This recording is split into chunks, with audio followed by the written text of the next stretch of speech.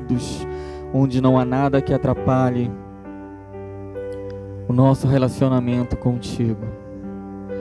Pai, em nome de Jesus, como o Senhor vê a sua igreja, nada passa despercebido aos teus olhos.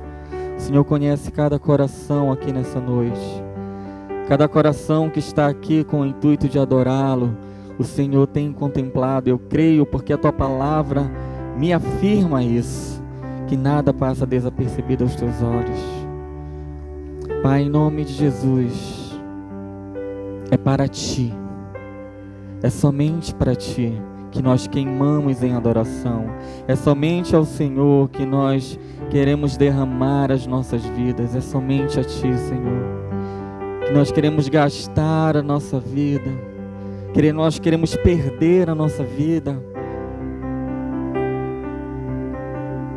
Se preciso for, Senhor, queremos ser perdedores para ser vitoriosos contigo. Perdedores para o que esse mundo nos oferece. Então, em nome de Jesus, Deus, que o Senhor receba a nossa adoração, receba a nossa vida. Nesse momento que nós vamos meditar sobre a tua palavra, que o Senhor ministre aos nossos corações, que não seja o mensageiro, mas que a mensagem atinja aos corações nessa noite. Assim como o Senhor já tem ministrado ao meu coração, tem ministrado aos nossos corações, eu peço a ti que derrame a porção sobre a tua igreja, sobre o teu povo que se reúne neste lugar. Povo sedento de ouvir a tua voz, de ouvir a tua palavra. Mas eu peço a ti, Pai, que seja somente uma semente e que durante essa semana nós possamos regá-la com lágrimas, regá-la na leitura da palavra, regar esta semente buscando ao Senhor, para que nós possamos colher o fruto daquilo que o Senhor tem para as nossas vidas. Que não seja só este momento, mas que nós possamos entender que cada momento na presença do Senhor, Ele é eterno. Ele não fica só mais um domingo, Ele é eterno. Em nome de Jesus, Deus, nos abençoa. É o que nós te pedimos. Amém. Amém. Eu quero convidar você a abrir a tua Bíblia comigo em Jonas, capítulo 4, nos versículos 10 e 11.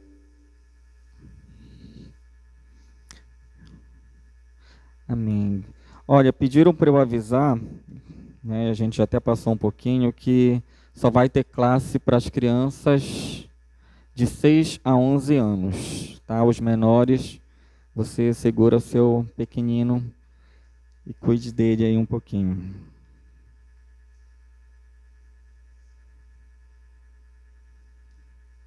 Amém.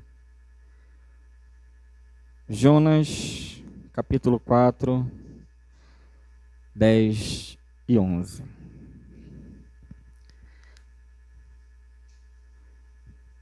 Vou fazer a leitura, se você puder acompanhar, diz assim: Então o Senhor disse: Você tem compaixão de uma planta, embora não tenha feito coisa alguma para que ela cresça.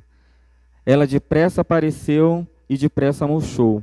Nínive, porém, tem mais de 120.000 pessoas que não sabem decidir entre o certo e errado, sem falar de muitos animais. Acaso não devo ter compaixão desta grande cidade? E o livro de Jonas termina com esse questionamento do Senhor ao profeta. Amém? Você pode tomar o seu assento.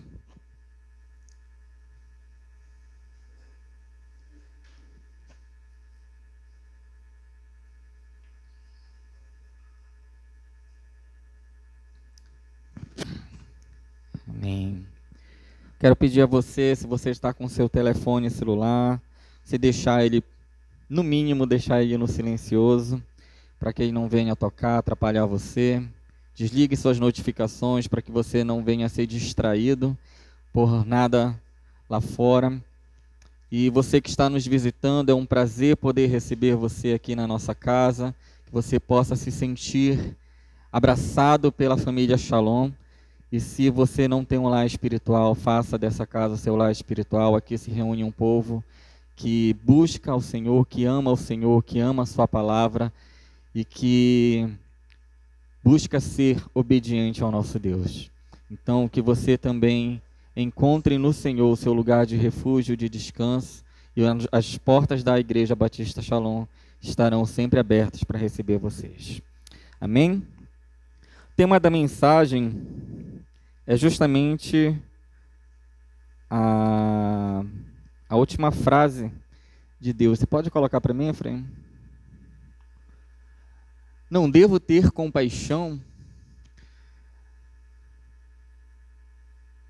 A história de Jonas, deste profeta, ela é muito interessante. É uma história que começa... O livro começa com Deus falando com Jonas e ele termina com Deus falando com Jonas, fazendo um questionamento. Deus começa o livro fazendo uma ordenança a Jonas. E a ordenança é bem clara. Ele diz: dispõe-te, vai à cidade de Nínive e clama contra ela, porque a sua malícia subiu até mim.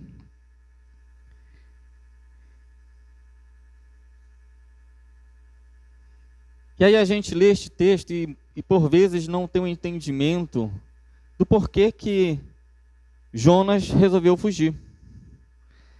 Então, historicamente, esta cidade era uma cidade importante na época, grande cidade, e fazia parte da Assíria, e era uma cidade onde era o império em ascensão, que estava conquistando vários povos, e estava começando a mexer também com o povo de Deus. Então, existia algo entre eles que não era tão amigável assim. Imagina que a qualquer momento eles poderiam invadir, que eles poderiam dominar ali o povo de Deus. Então existia essa questão, essa situação em que o povo de Israel ele se sentia ameaçado e não era uma relação muito amigável entre eles. Então, por isso, Jonas resolveu fugir, resolveu desobedecer ao Senhor. Aí o que é que se passa na cabeça dele? Pode ter passado várias coisas. Já que o Senhor falou comigo que Ele vai trazer juízo sobre essa cidade que está nos ameaçando, então por que eu vou lá? Eu vou deixar Deus destruí-los. Em 40 dias o nosso problema terá acabado. Ou de repente Jonas não teve coragem de enfrentar. De repente ele pode achar que se ele aparecesse ali na cidade, algo poderia acontecer com ele, resguardando a sua vida. Mas a gente olha esse texto geralmente e entende que ele é covarde, é conhecido como um profeta fujão, onde Deus dá uma ordem direta a ele e ele simplesmente desobedece ao Senhor. Ele vai para o lado contrário. Ele resolve descer ao porto e pegar o primeiro navio, pagou a passagem para que ele pudesse fugir de fazer a vontade de Deus. E é o meu primeiro questionamento para você nessa noite, que é o primeiro questionamento que Deus fez comigo: de quais ordenanças do Senhor eu tenho fugido? E se eu tenho fugido, qual é a motivação do meu coração? Será que é medo, é vergonha?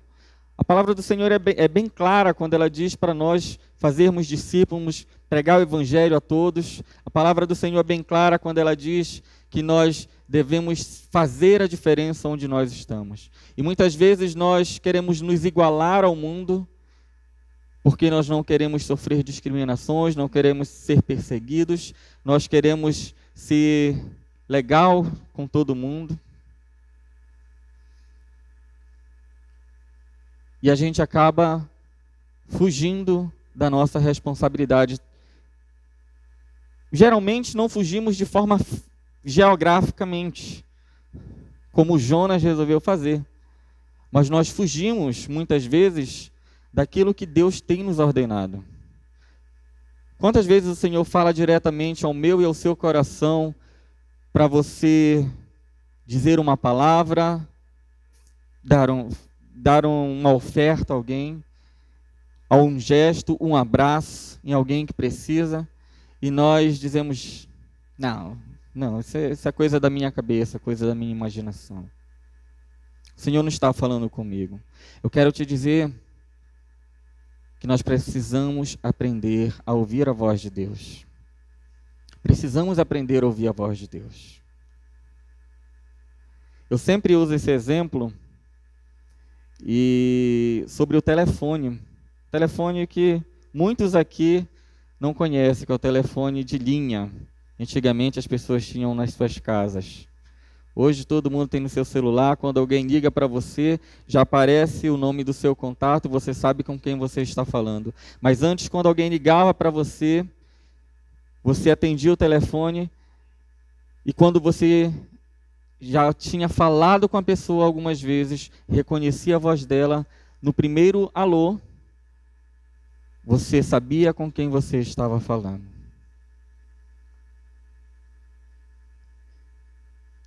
Então, reconhecer a voz de Deus necessita de nós exercitarmos, necessita de nós buscarmos ouvir a voz de Deus, para que nós possamos reconhecer quando Ele falar conosco.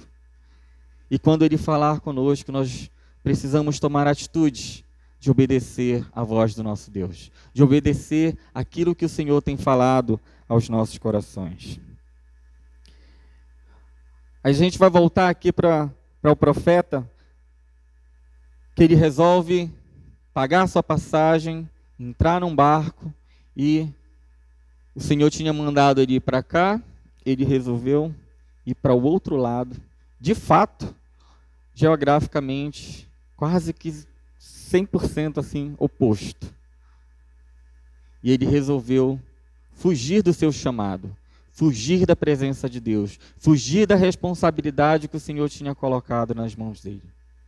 E aí acontece toda aquela história trágica que nós conhecemos, em que, no meio desta viagem, o Senhor mandou um vento forte, que soprou, e as ondas se levantaram, e foi grande a tempestade ali. A palavra de Deus diz que o barco estava a ponto de se destruir, a ponto de se despedaçar, quebrar no meio, de afundar.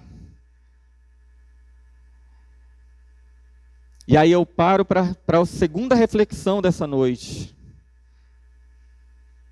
que é sobre as consequências que o Senhor traz, ou que a nossa desobediência traz, quando nós desobedecemos ao Senhor.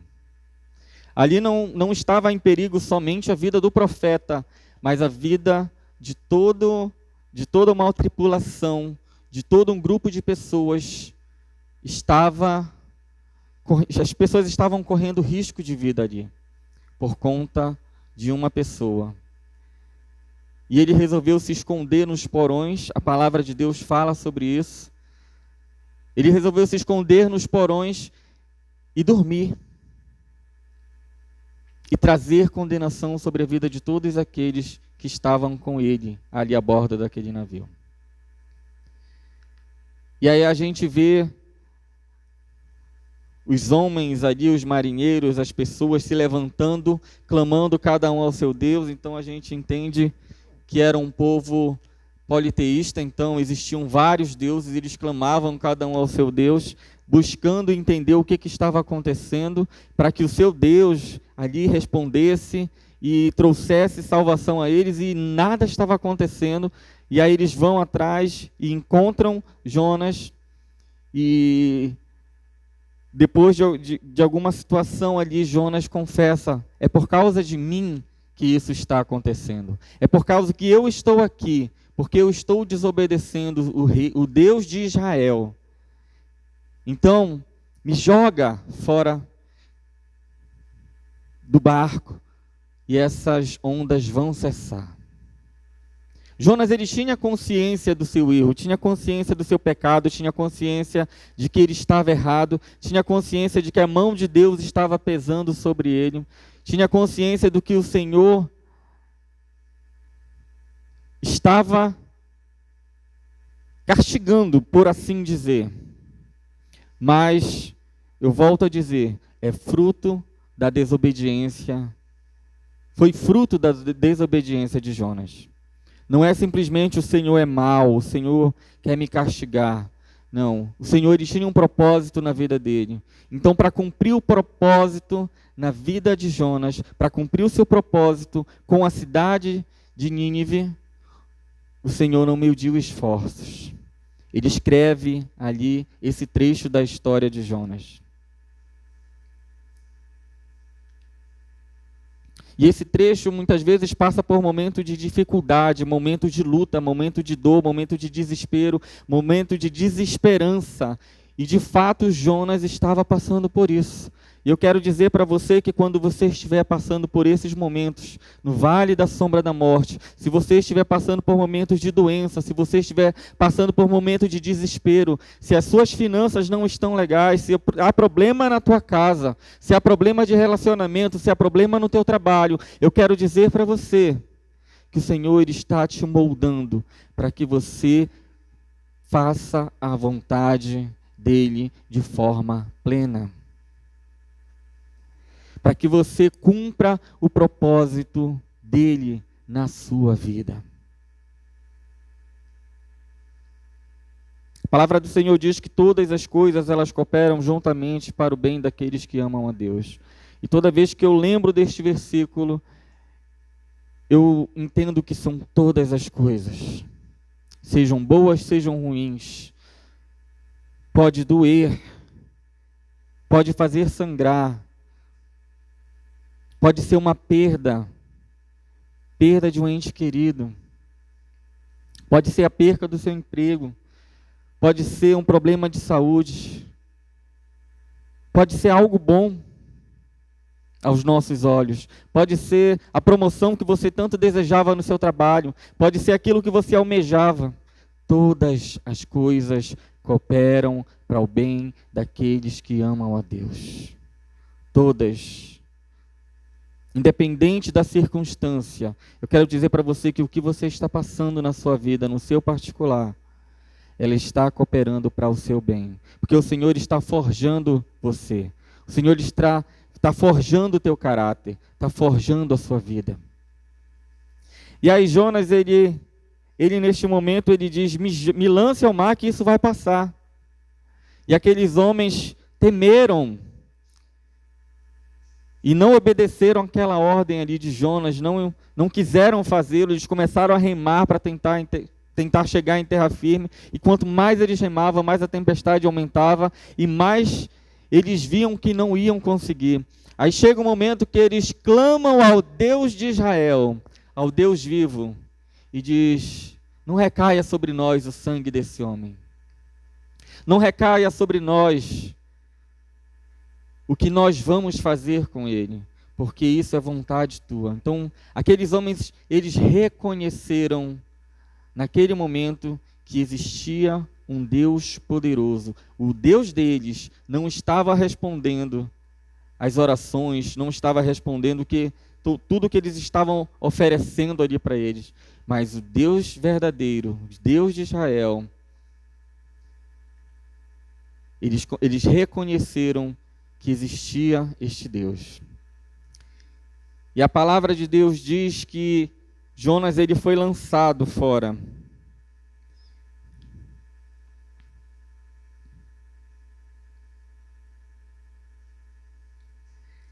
E o versículo 15 do capítulo 1 diz, depois os marinheiros pegaram Jonas e o lançaram ao mar, e no mesmo instante a furiosa tempestade se aquietou. E o versículo 16 é interessante, diz, espantados com o grande poder do Senhor, os marinheiros lhe ofereceram um sacrifício e firmaram o compromisso de servi-lo.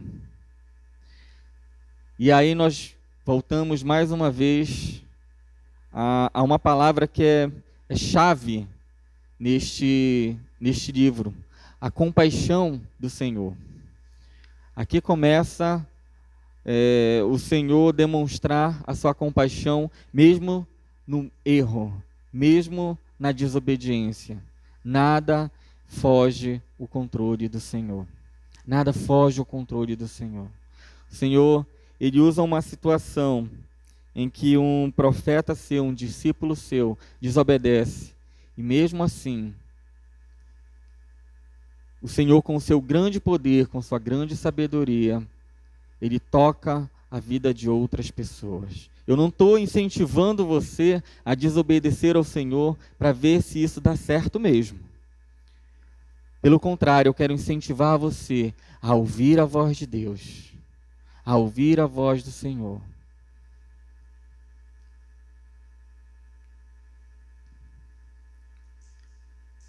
Porque o que aconteceu aqui com Jonas não foi algo muito agradável, ter desobedecido à voz de Deus. Por isso que eu falo, não queiramos desobedecer, não queiramos deixar de dar ouvidos à voz do nosso Deus, porque o preço pode ser muito alto. E o preço pago por Jonas aqui neste momento, ele entende que ele ia morrer. Que ele está lá, ele foi jogado no meio do mar,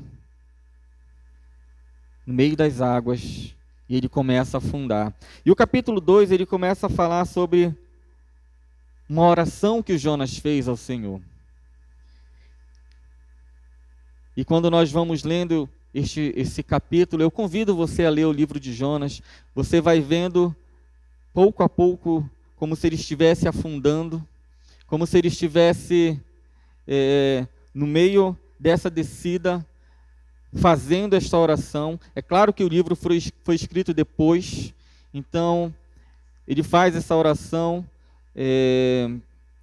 e a estrutura dessa oração é meio que um salmo, meio poética. Então ele traz essa visão, essa linguagem diferenciada no meio desta oração. Então ele começa a descrever como aconteceu a sua, entre aspas, morte. E aí Deus manda algo que seria um castigo ou um livramento. A palavra de Deus diz que enquanto ele estava ali afundando, depois que ele foi jogado, depois que ele foi cada vez mais ao fundo, a palavra de Deus, ela fala sobre um grande peixe que engoliu este homem. E aí muitos podem duvidar do poder de Deus quando falam sobre isso. Mas que peixe, né? Que criatura marinha poderia botar alguém engolir alguém e essa pessoa ficar 3 dias e 3 noites ali dentro? Eu digo para você, não minimize o poder de Deus. Não minimize aquilo que Deus pode fazer. Ele criou todas as coisas. Ele criou todas as coisas. Nada é impossível para Deus. De que forma isso aconteceu, para mim ainda é um mistério. Talvez algum teólogo tenha alguma explicação, não sei se tão racional assim, mas tenha alguma explicação para nos dar. Mas não sei se tem racionalidade para o ser humano. A palavra de Deus diz que a sabedoria de Deus é loucura para o homem.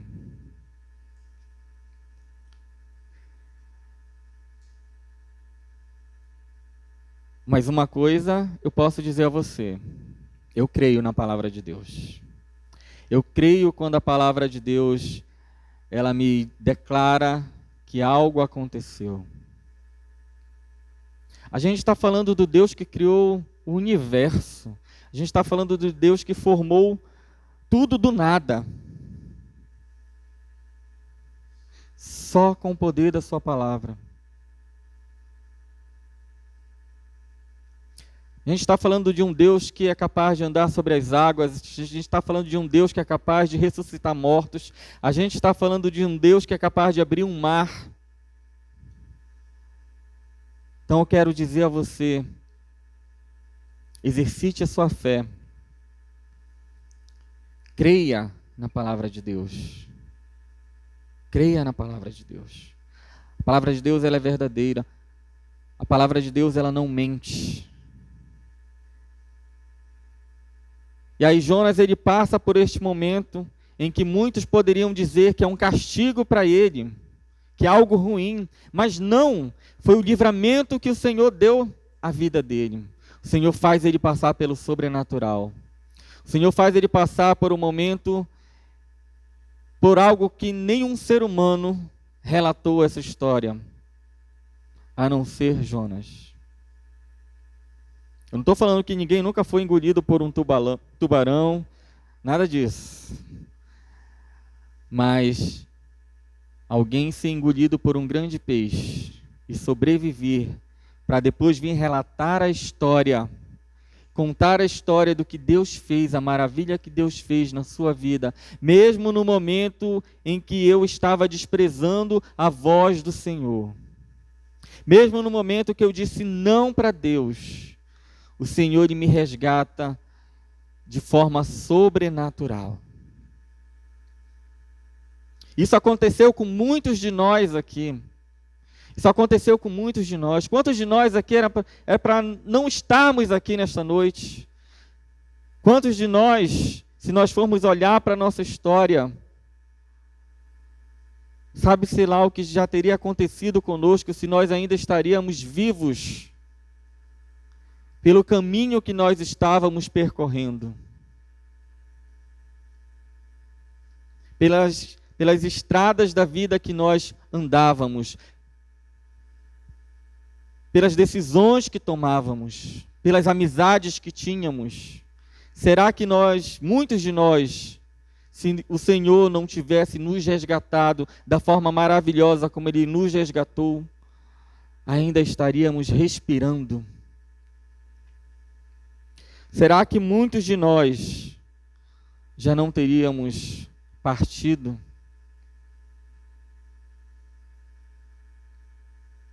Ah, mas eu sou uma pessoa tão boa. Antes de eu conhecer Jesus, eu nem fiz tantas coisas assim. A palavra de Deus diz que nós somos maus. A palavra de Deus diz que nós não somos justos. Nós somos justificados, mas nós não somos justos. Não há um justo sequer, diz a palavra de Deus. Não há ninguém que por si só possa se salvar. Não há ninguém que por si só possa dizer: eu fiz tudo, mereço a salvação.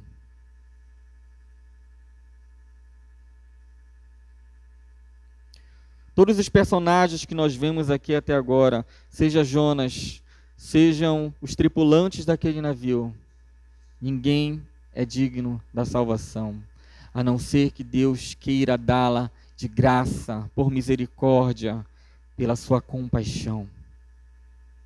A não ser que Deus se compadeça, a não ser que Deus olhe como Ele nos olhou e disse: eu vou lá pagar o preço pela vida de cada uma daquelas pessoas.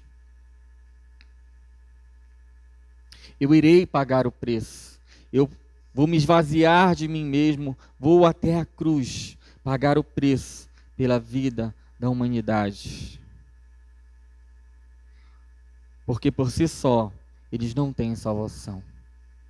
Por si só, eles não podem se livrar da morte eterna. Então, tudo que nós vivemos, se você foi alcançado por essa graça salvadora, é porque o Senhor um dia olhou para a tua vida e teve compaixão do nosso estado, do meu estado, do teu estado de miserável homem que somos. Pobre, cego, nu, diz a palavra de Deus. Era nessas condições que nós estávamos, mortos em nossos delitos e pecados. E o Senhor paga o preço pela minha vida e pela tua vida, e nos entrega a salvação de graça, pela graça.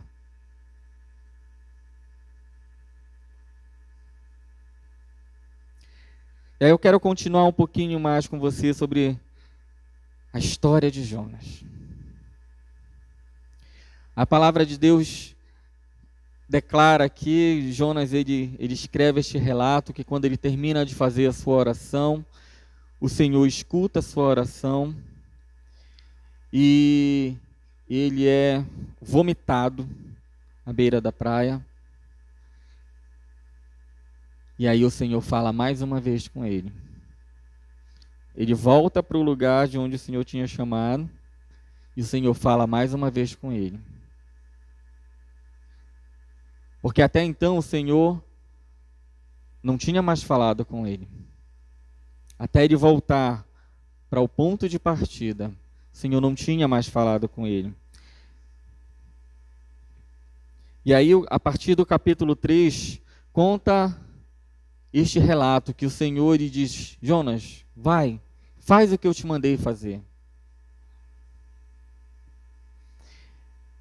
E aí o versículo 3 diz: dessa vez Jonas obedeceu à ordem do Senhor e foi a Nínive, uma cidade tão grande que era necessário 3 dias para percorrê-la inteira. No dia em que Jonas entrou naquela cidade, proclama às multidões: daqui a 40 dias Nínive será destruída. Aí eu fiquei pensando sobre a pregação de Jonas. Ele poderia ter chegado na cidade e contado toda uma história, falar: olha, vocês são pecadores, o Senhor ele vai destruir vocês, e contar todo um relato de tudo que estava acontecendo. Imagina, ele era estrangeiro ali naquele lugar, não era a sua terra, e eu fiquei me perguntando o porquê dessa mensagem tão curta, em que muitos nem entenderiam: daqui a 40 dias Nínive será destruída. Por quem? Por quê? Só disse quando e o quê, né? Quem vai destruir? Vamos ser atacados? Mas o nosso exército é forte. Os nossos muros são fortes.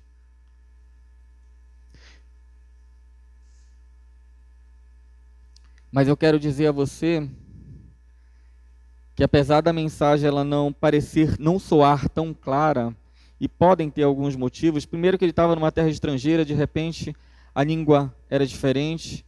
Imagina eu ser mandado para os Estados Unidos, que falo 0 de inglês, chegar lá para levar uma mensagem do Senhor, como é que eu vou ser fluente naquele lugar? O máximo que a gente pode fazer é pegar umas palavras soltas e tentar falar algo. Tentar levar uma mensagem. Se você não tiver um intérprete, você não leva uma mensagem.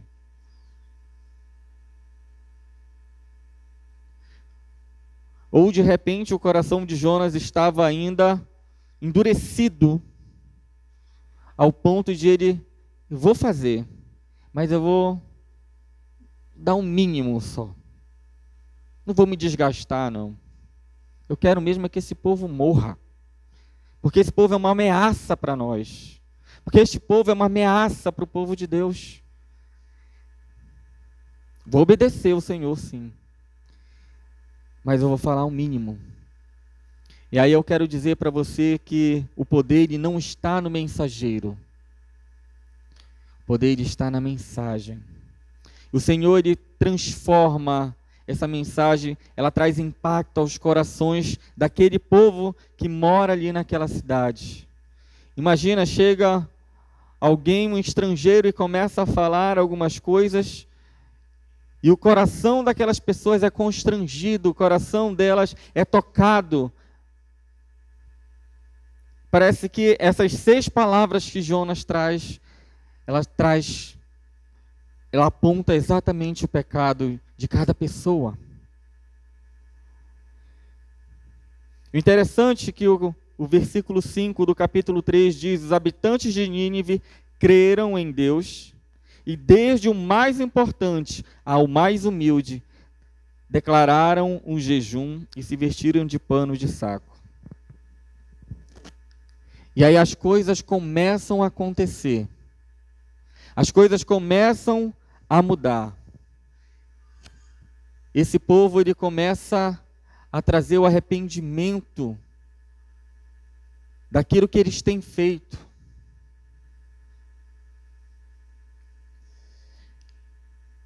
E essa história chega no ouvido do rei. Alguém chega com o rei e diz: olha, está acontecendo isso, todo mundo parou de trabalhar, todo mundo parou de comer, o pessoal está temeroso, o povo está temeroso. E o rei pergunta por quê? Porque chegou um homem, e aí ele está gritando no meio das praças, falando que 40 dias Nínive será destruída. E o Senhor toca naquele coração também daquele rei.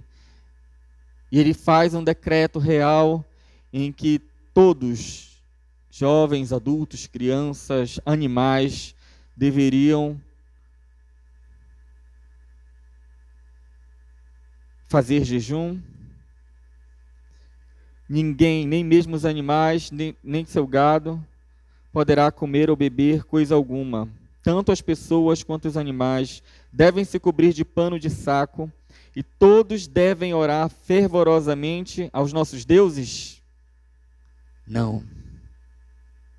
Todos devem orar fervorosamente ao Senhor. Porque quando a mensagem ela é entrega, quando a mensagem é dada, o Senhor ele trabalha nos corações. Ele revela quem Ele é. Independente de quem for, essa pessoa ela vai entender que não é um falso Deus, mas que existe mensagem, existe poder, existe algo maior por trás das palavras de quem as diz. Creia que toda vez que você abrir a sua boca para declarar algo de Deus sobre a vida de alguém, creia que por mais que você não seja eloquente, por mais que você não saiba usar palavras bonitas, por mais que você não saiba fazer o belo discurso, às vezes basta uma palavra sua para que o Senhor alcance um coração. Às vezes basta um abraço teu para que o Senhor transforme uma vida. Às vezes basta um apertar de mão para que o Senhor resgate uma alma, para que a obra comece naquela vida, naquela pessoa, que muitas vezes nós, assim como Jonas, achamos que não merece este evangelho. Porque todas as vezes que você se nega a levar o evangelho do Senhor a alguém, entenda que nas entrelinhas é como se só você fosse digno de ser salvo. Só você fosse digno de ser salvo. Os outros, inferno para eles.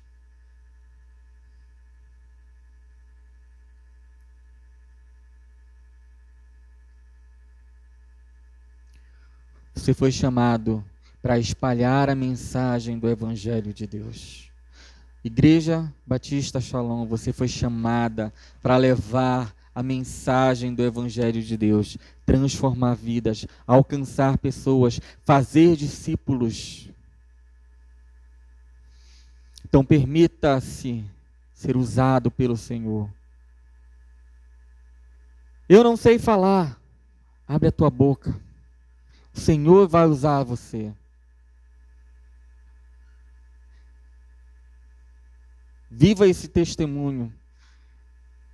Viva esse testemunho de que, mas eu não disse nada, eu não fiz nada, eu só fiz tão pouquinho. E o Senhor fez grandes coisas. Deixa o Senhor usar a tua vida. Deixa o Senhor transformar o ambiente ao teu redor. Mas para isso nós precisamos estar no lugar certo. Para isso nós precisamos obedecer à voz de Deus. Para isso nós precisamos entregar a mensagem que o Senhor nos manda levar. Jonas ainda estava aqui com o coração duro, mas ele estava no lugar certo. Ele estava levando a mensagem que o Senhor mandou.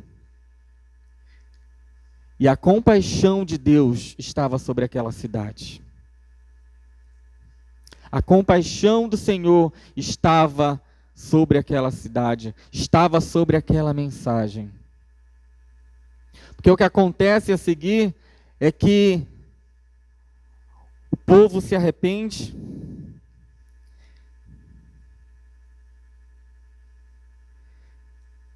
E no verso 10 do capítulo 3 diz: quando Deus viu o que fizeram e como deixaram seus maus caminhos, voltou atrás e não destruiu como ele havia ameaçado. E não destruiu aquele povo, porque o Senhor viu arrependimento. E aí o que acontece é que Jonas ele fica irado.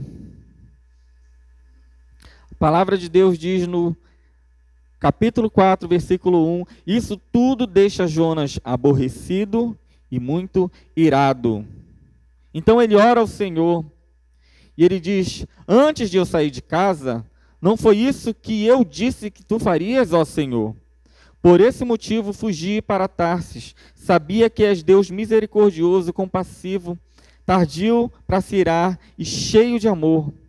Estás pronto a voltar atrás e não trazer calamidades. Você imagina que aquele povo recebeu esta notícia de que eles seriam destruídos, de que a mão do Senhor, Deus, o único Deus, pesaria sobre a vida deles. E eles, neste período de 40 dias, em que era o tempo determinado, falado pelo profeta, eles temeram durante 40 dias. Temeram durante este período. Temeram. Será que vai acontecer? Será que vai cair fogo do céu? Será que nós vamos ser atacados? O que será que vai acontecer conosco? E eu imagino dia após dia o coração deles ali aflito, se arrependendo, se colocando no pó, orando, pedindo ao Senhor que tire deles aquele mal que haveria de sobrevir. E os dias iam passando, primeiro dia, segundo dia, terceiro dia, 39º dia, 40º dia. Será que hoje vai acontecer alguma coisa conosco? E eles passam por este período de 40 dias. E eles entendem que a oração deles foi ouvida. Eles entendem que Deus ouviu o clamor, eles entendem que Deus recebeu o arrependimento deles.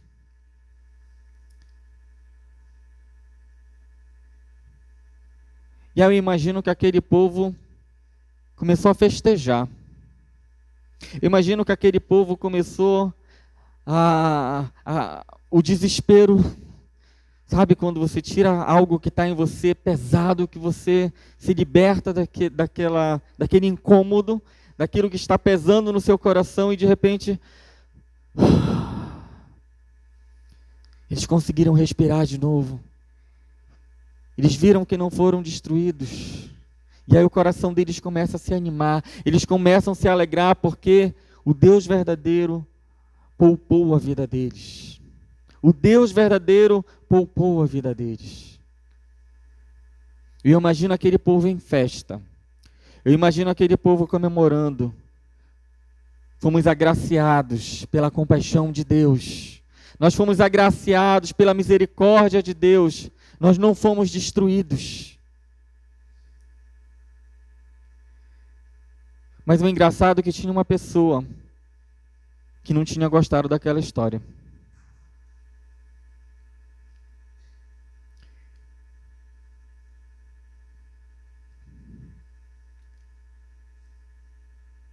O último capítulo, o último versículo, fala que a cidade tinha 120.000 pessoas que não sabiam decidir entre o certo e o errado. Outras versões dizem que não sabem o que é direita ou esquerda. Partindo deste princípio de pessoas que não sabem o que é direita ou esquerda, a mão direita, o que é a mão esquerda, alguns autores, alguns teólogos entendem que talvez aqui se falava das crianças. Então essas crianças tinham pais. Existiam adultos responsáveis por elas.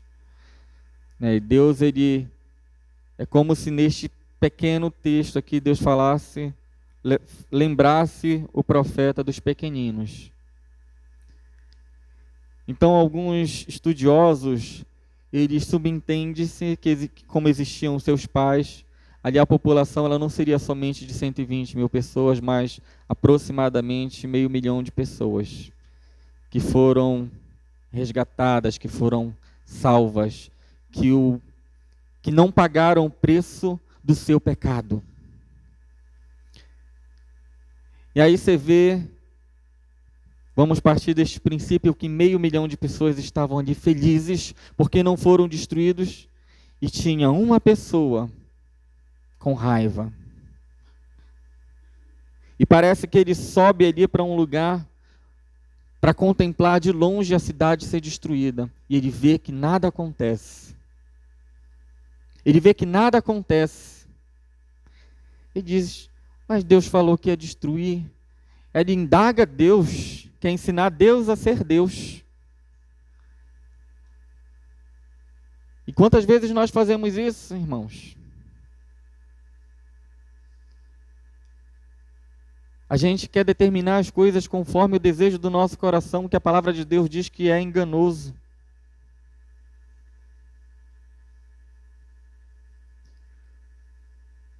Nós achamos que sabemos o que é o melhor para as nossas vidas. Que o melhor para as nossas vidas é o nosso egoísmo. O melhor para as nossas vidas é somente alimentar o meu eu. E a palavra de Deus diz, através da boca de Jesus, negue-se a si mesmo a cada dia. Ou seja, mata a tua carne, mata o teu eu. Negue-se. E quando nós queremos as coisas, quando nós nos colocamos naquela posição de dizer, Deus, eu quero que seja feito assim, assim, assim, nós queremos determinar o que Deus vai fazer, como Deus vai fazer, quando Deus vai fazer. E a palavra do Senhor, ela diz que tudo é ao tempo de Deus. E todas as coisas, elas acontecem conforme o propósito de Deus. Se não estiver dentro do propósito de Deus, não vai acontecer. Não irá acontecer. Eu não estou aqui querendo enfraquecer a tua fé, mas eu estou querendo dizer a você, viva o propósito de Deus. Viva a vontade de Deus para a sua vida. O que Deus tem preparado para você?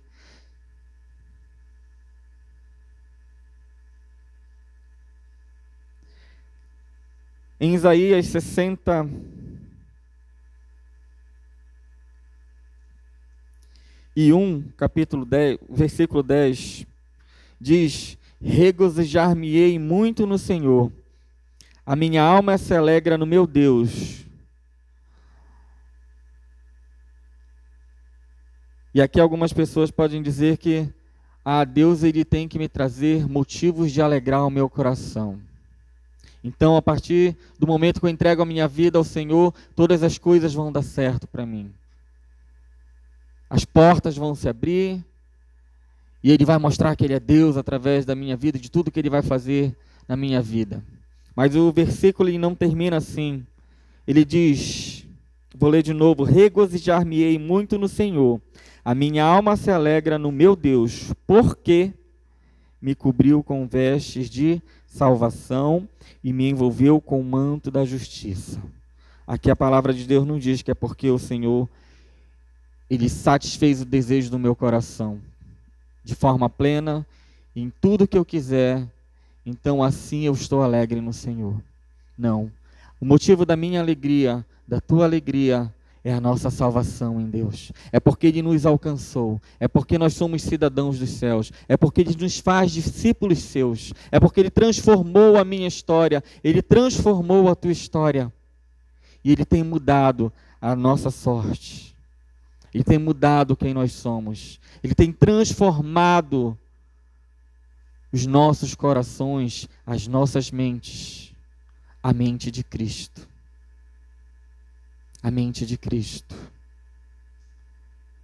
E isso deve trazer alegria ao nosso coração.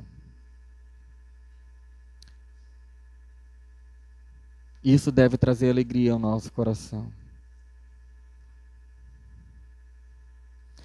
Quando Jó perdeu tudo, ele disse, o irmão Maurício lembrou aqui essa passagem hoje: Deus me deu, Ele mesmo tomou. Bendito seja o nome do Senhor. Eu não vou reclamar, porque eu vivi, tudo que eu vivi hoje foi pela graça de Deus na minha vida. Então, se o Senhor me quer nessa condição hoje, eu vou continuar louvando Ele, porque o meu louvor, a minha devoção, o dobrar dos meus joelhos, o levantar das minhas mãos, o abrir dos meus lábios, não depende da minha condição hoje, em que os meus olhos conseguem enxergar, mas depende do que Deus fez por mim naquela cruz. Depende de Ele ter me alcançado, trocado as minhas vestes, me dado vestes de salvação e de justiça.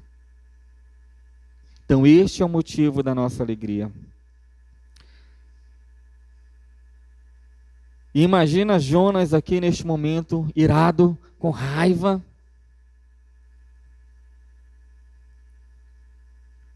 Porque existia toda uma população que estava ali feliz, festejando porque não foi destruída. E ele diz, eu prefiro morrer. E ele ainda meio que inventa uma desculpa. Não dá mais para eu viver assim. Imagina, agora eu sou um profeta, um falso profeta, porque eu profetizei algo que não aconteceu. E agora esse povo que é nosso inimigo vai lá nos destruir. Deus podia de uma tacada só ter matado todo mundo, eliminado este povo que nos persegue. Mas simplesmente Deus vai lá e perdoa. Era por isso que eu não queria vir, porque eu sei quem o Senhor é. E aqui a gente vê que Jonas, ele conhecia da palavra de Deus. Ele conhecia quem Deus era. Mas o Senhor estava revelando para ele a sua compaixão. O Senhor estava trabalhando na vida dele a compaixão de Deus.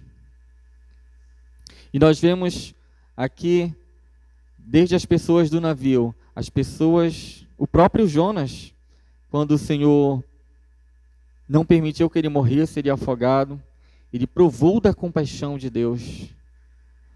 O povo da cidade de Nínive provou da compaixão de Deus. E aqui mais uma vez, Deus chega com o profeta e começa a trabalhar um pouco mais sobre a vida dele. E a palavra de Deus diz que ele fez um abrigo para ele, onde ele poderia se proteger ali. E o Senhor fez crescer uma planta sobre ele, que trouxe alívio. E o engraçado que 500.000 de pessoas tinham sido poupadas e ele estava com raiva. Mas ele ficou feliz, porque teve uma plantinha que fez sombra para ele. Olha o egoísmo no coração deste homem. Porque Deus trouxe um bem para mim, fez algo bom sobre a minha vida, trouxe uma sombra sobre mim naquele sol escaldante.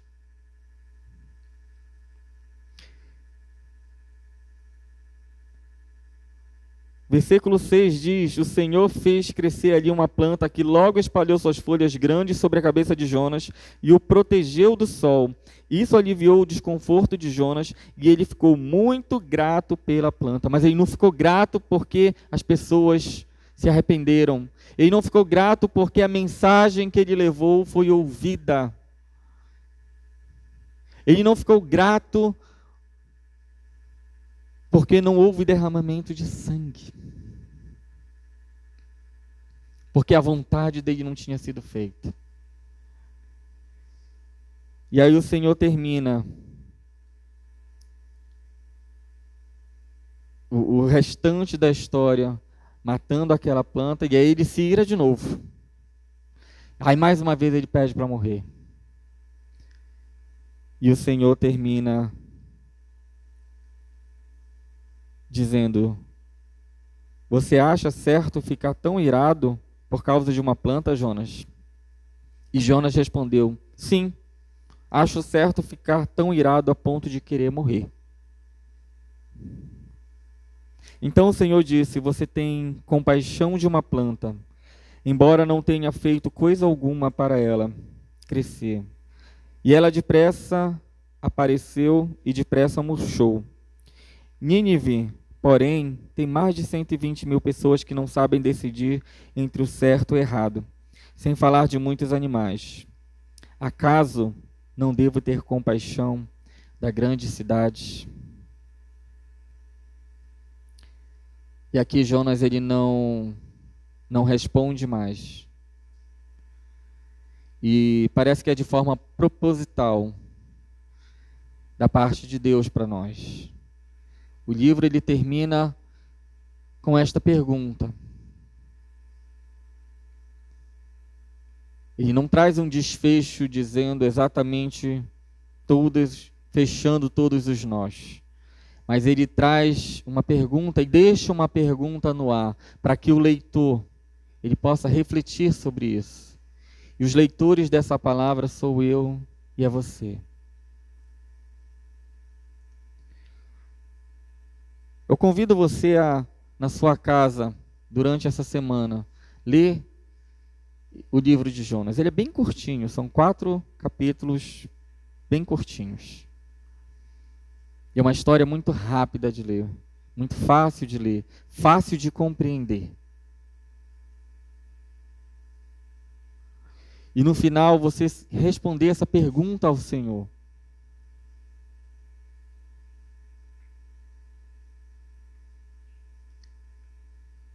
Quantas pessoas nós, por algum motivo, alguma desavença, alguma incompatibilidade, nós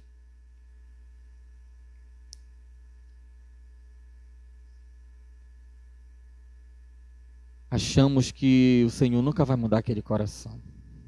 Não, sabe? Essa pessoa aí, não.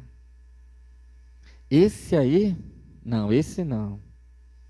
A gente quer decidir quem Deus vai tocar. Quer decidir a pessoa que Deus vai transformar. Quer decidir a história que Deus vai mudar. Eu quero dizer a você nessa noite, mais do que querer ser Deus, mais do que querer ensinar o Senhor como fazer o serviço dele,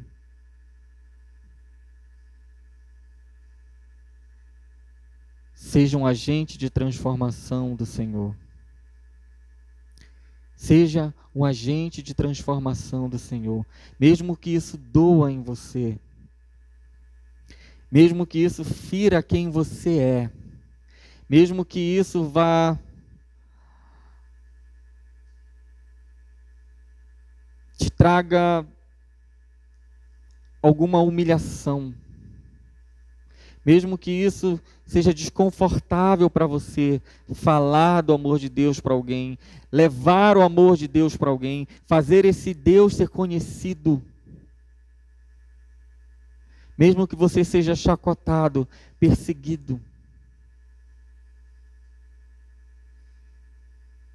Pastor Henrique hoje falou sobre algumas perseguições que acontecem lá na UFPA, né, pastor?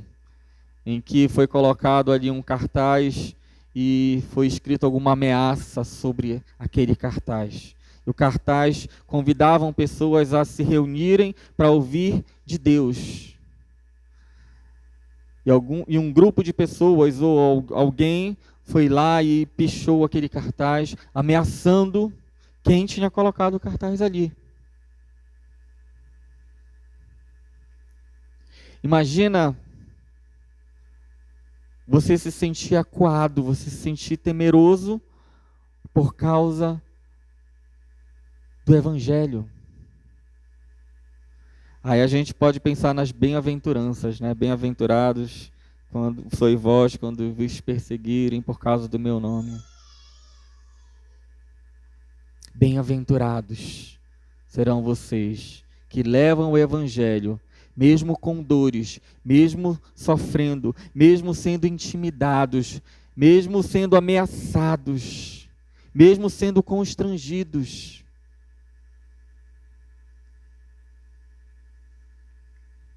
Você quer ser bem-aventurado? Você quer ser feliz?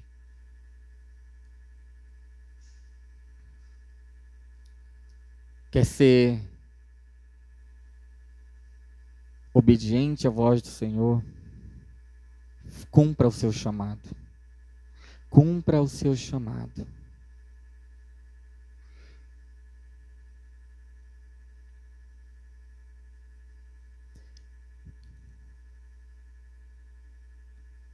Algo muito interessante que eu sempre penso é como Deus, Ele não esconde os erros dos seus profetas, os erros dos patriarcas, os erros dos reis, os erros dos discípulos. Ele não esconde seus pecados. Porque senão nós olharíamos para a palavra de Deus e diríamos, mas eles são perfeitos. Nossa, eles ouviam a voz de Deus de forma que hoje nós não ouvimos. Mas eu quero dizer para você que nós ouvimos sim a voz de Deus através da sua palavra,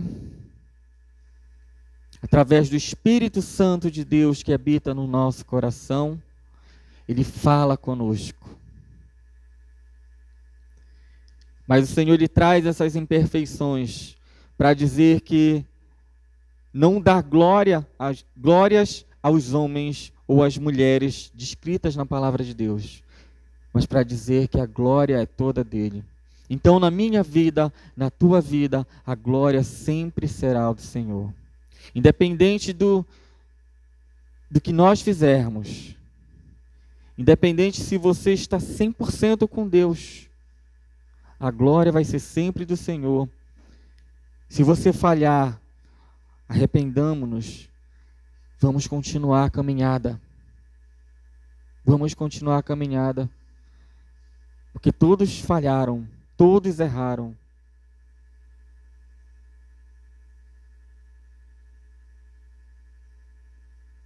E Deus usa histórias de homens e mulheres através dos milênios contadas nesta palavra para trazer transformação à nossa vida e dizer: eu sou o único que sou capaz de transformar histórias. Único capaz de transformar histórias. Então nessa noite eu quero dizer para você: seja um agente de transformação do Senhor. Onde a história do Senhor estiver se escrevendo, e ela está se escrevendo em muitos lugares, e você pode acreditar, não acreditar, mas ela está acontecendo agora, ela está acontecendo a partir do momento que você cruzar aquela porta, ela está acontecendo na sua casa. A história do Senhor, contada pelo Senhor, ela acontece na tua escola, na tua faculdade, no teu trabalho, ela acontece no caminho, no teu trajeto, na tua deslocação, em todos os lugares. O Senhor está contando a sua história, Ele está escrevendo a sua história, e nada é por acaso, nada acontece por acaso. Nada acontece por acaso. Sabe aquele dia que você está aqui na nossa belíssima cidade, em que você pega um ônibus, ele dá prego, sobe no outro ônibus mais lotado ainda, e lá na frente ele dá prego de novo. Já aconteceu comigo. E aí você tem que ir para um ônibus mais lotado ainda. Porque todo aquele povo que já estava no primeiro foi para o segundo, e do segundo já vai todo mundo para o terceiro. E aquele desconforto. E no nosso coração, reclamando. Meu Deus, eu estou atrasado. Mas você já saiu atrasado de casa.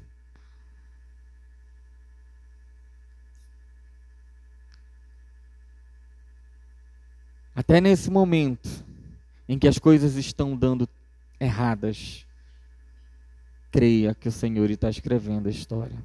De repente alguém vai fazer um comentário com você e você pode ser boca de Deus para responder aquela vida. De repente alguém fala algo e você, ao invés de simplesmente concordar, você pode levar algo do Senhor para aquela pessoa. Mas se nós não estivermos conectados com o Senhor, entendendo que em todo momento nós estamos sendo agente de transformação do Senhor, se eu achar que é só aqui na igreja, que é só no grupo familiar, que é só quando a gente se reúne que eu sou um agente de transformação, eu vou passar batido. Mas eu preciso entender que em todo momento eu sou um agente de transformação. Jonas ali no fundo daquele navio, levando todo aquele aperto para aquelas pessoas, ele era um agente de transformação. Jonas atravessando a cidade de Nínive, era um agente de transformação. Então, que você seja este agente de transformação do Senhor. Amém? Eu quero convidar você a se colocar em pé.